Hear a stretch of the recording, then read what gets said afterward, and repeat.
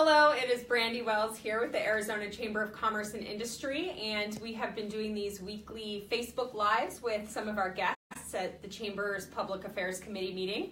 So today we have Representative Jeff. How do you actually say it? Is it Weninger? It's Weninger, just kind of like vinegar but with a W. Okay, I think that clarifies a lot in the policy and political community. They'll keep massacring it, it doesn't matter. Thank you for the clarification. We needed to clarify that in public affairs as well. So a little bit about you. Before you began serving in the state legislature, you were on the Chandler City Council. What are the differences when you're serving at the state level like you are now versus the city experience? It's similar in some ways, but it's different in others. So, at the city level, I would get a lot more calls. You can get things done quicker. I mean, people would call me with an issue in the morning, and sometimes a construction crew would be out that afternoon, relining a ditch or something. So it was exciting in that way because I like solving problems. At the legislature, it takes a little longer, and you don't get that instant gratification, but it's some meaningful stuff when you get a large policy change and affects many lives. So they're both gratifying, but I'm very much enjoying being at the legislature. Excellent. Sounds that is interesting, though. That same day you can see the results of whatever you're working on in Chandler. But yeah, our state legislature is very busy this time of year, so lots of action. You are an entrepreneur and a small business person with Dilly's Deli and also a pizza. Yeah, Floridino's Pizza and Pasta. Wonderful. So you have a real interest in financial tools and technology and how they're going to impact small business and large business. Where did that interest come from? Is it from your experience as a small business owner, or how did you get the spark for financial technology? Yeah, it's a good question. I'm all about efficiencies, and when you're a small business owner, especially a restaurant owner, 2 or 3 seconds with every single customer can save you an immense amount of time, make you more efficient, and get the customers in and out quicker. And so to me, it's about efficiencies, and a lot of these tools, like the internet, just take the internet. I don't think a lot of us could have imagined when it really started ramping up at 93, 94, that you would be ordering a car to pick you up or ordering your food and it's being delivered and all these kinds of things. So there's these visionaries inside of it who knows where it's going to go. And I look at some of the new technologies coming like that right now, like blockchain and digital currencies and things are going to take us in a direction that we can't see, but could have as big of a world-changing effect that the internet itself had. So I hear the word blockchain all the time. Can you give me the 30-second version of what actually does it mean? It's a digital ledger. Okay. Pretty much everything you do in life, whether it's buying a cup of coffee or buying your house or whatever, is done in some kind of a ledger. And there's a third party administering that. Okay. This takes away the need for that third party and does it all electronically, thereby saving you lots of money. And it can't be changed or hacked once it's validated, so it's pretty much tamper-proof as well.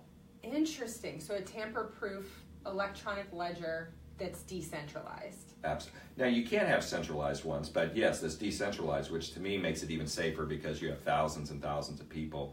There's no Bitcoin building that you can go to or Bitcoin headquarters. So yeah, it's decentralized, but banks and other people are going to be able to adapt to it and have either private blockchains or get into the game. Right now, SWIFT, if a Bank of America is going to send $100 million overseas to a European bank, it would take 4 or 5 days. It would cost you an immense amount of money. Where they're toying with different cryptocurrencies, the leader in this right now is Ripple, where they would be able to do that transaction in a minute. And it would already convert right back to euros. It start as dollars here, going to Ripple, and then be sent in a few seconds, and to be converted back to euros.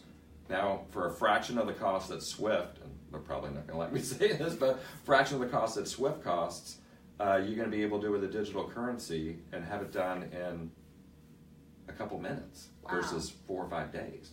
That's that's fascinating, and I think it, like you said, has the potential to changed society the way the internet has changed society. So. And there'll be disruptions, and there'll be incumbent businesses that aren't happy, but there was a bunch of guys in a Blockbuster boardroom who weren't happy when they passed on Netflix and said that, no, people like the experience of going into the store and picking out a movie, and how'd that work out? Yeah, exactly. I as a millennial, I'm a cord cutter, so no cable television for me. I have relied solely on Netflix, Amazon Prime, Hulu, all of these sorts of subscription streaming services. So I completely understand. Blockbuster has not been something I've experienced. So you've done a lot of work on the crowdfunding concept, which somewhat aligns with this fintech issue. We all know about Kickstarter, GoFundMe, these sorts of fundraising pages. Why was legislation in this area necessary to allow these crowdfunding programs to move forward? Yeah, the Kickstarter and that, they're great for a Kickstarter, kind of raising money for a company, and then you can give them back like a prize. You get the first watch that we make with this for $100, and then the others for raising for charities. But what my bill did 3 years ago was allow equity crowdfunding. So it allows you to raise in-state. If you want to start up a pizza place, somebody could, and say you only needed $50,000, you could give away half the equity to people. So for every $1,000, they would be a 1% owner. And so it allows you to raise money, but then to me, it democratizes investment, and this was some of the arguments when we ran the bill originally, and we're running a revamp to it this year, was, well, people aren't sophisticated enough to make those decisions. And to me, it was very elitist. It was, you just leave this to the big boys who are certified investors. You don't need to play around with your $1,000 or $5,000. And to me, that's just, it's condescending and it's just unfair. So this democratizes also on the platform of anybody can be an investor. And think about it, if you're in a bad part of town and there's a strip center that's been empty and you have a local chef in your neighborhood, that neighborhood can rally around that person and say, we're going to invest in you. You're a great kid, and we think you're a great cook, and you're going to be able to run this business. Now, not only are they have invested in them, they're owners in that coffee shop or whatever it is on the dilapidated corner that hasn't been energized and engaged in a while.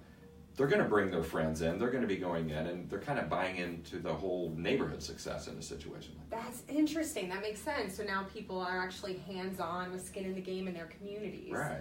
That's fascinating. I love it. So around all of this technology that we've been talking about, especially in the financial place, there's a word that I have no idea what it means. Fintech sandbox. Right. What is that? What's meant by it?